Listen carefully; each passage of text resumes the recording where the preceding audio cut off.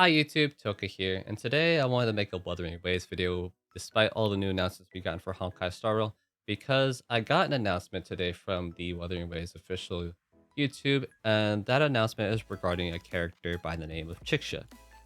Now, what we have on screen is the developer interview, which is a video I previously covered in one of my earlier videos, and I will leave a link to that video in the description below if you care to check that out.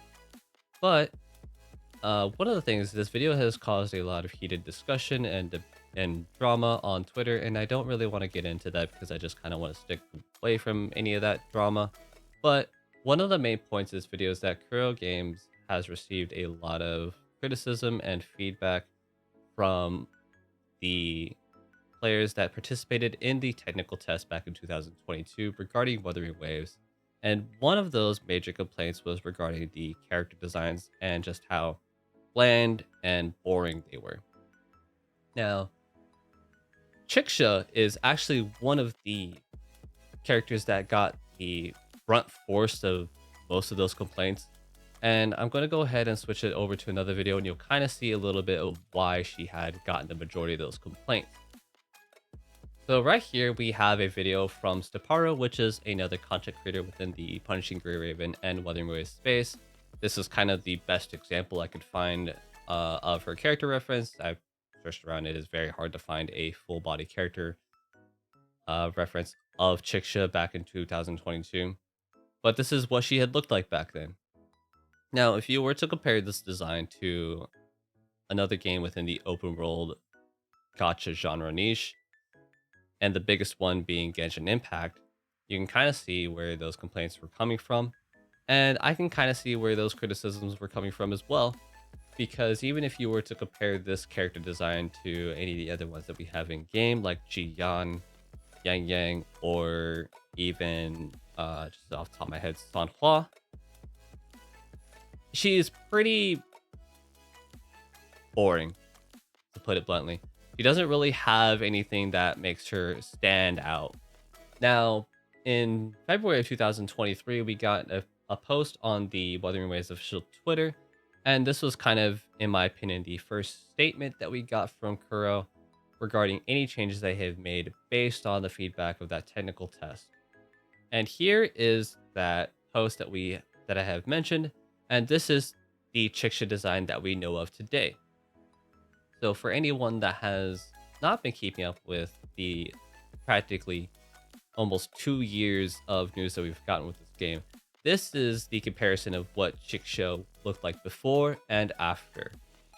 So as you can see, this was kind of the first statement that we've gotten officially from them that they had been listening to our criticisms and our feedback, and they are currently working to make the game better for everyone and a more enjoyable experience for everyone. Now, that leads us to the announcement I got today with Chixia, because I don't know how many people even watch YouTube Shorts or even get notifications for YouTube Shorts, but on the homepage you can see the developer interview, some of the character trailers, but if you click the Shorts tab, you can see that we have character profile cards. And the first one that they have given us is San Hua back in August of 2023.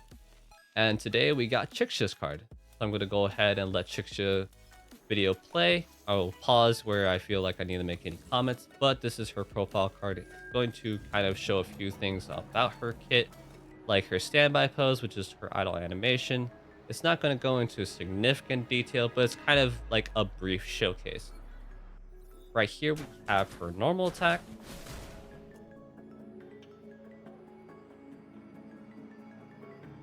This is going to be her charged attack.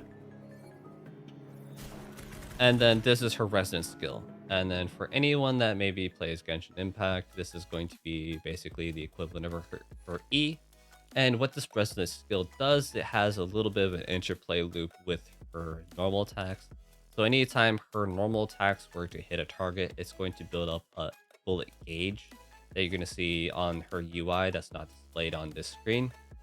And assuming nothing has changed, when you build up enough bullet gauge, you can activate her E, and that's going to let her go into a rapid fire state and spend that gauge. Now, if she's able to spend enough of that gauge uninterrupted, you're going to basically be able to end that E with an enhanced basic attack, just to kind of put it in simple terms. And then this is her ultimate, or what the game calls her Resonance Liberation.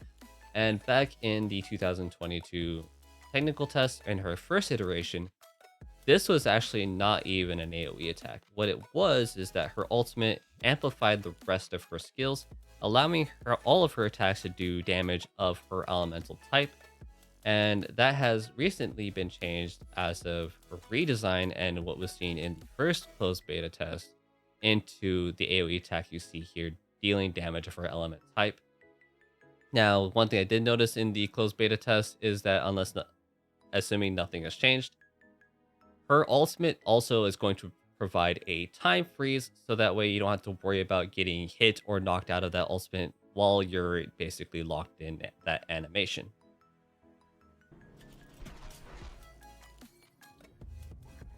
And that's basically the end of her character card. And that pretty much wraps up everything I wanted to talk about in this video regarding Chixia and the development of this character in particular, regarding the feedback they had received on the character designs from back in that first technical test. Now, if you liked the video, please go ahead and leave a like, and go ahead and leave a comment below of, I don't know, say what character are you looking forward to play the most when this game finally releases in full. Other than that, I'll see you guys in the next one.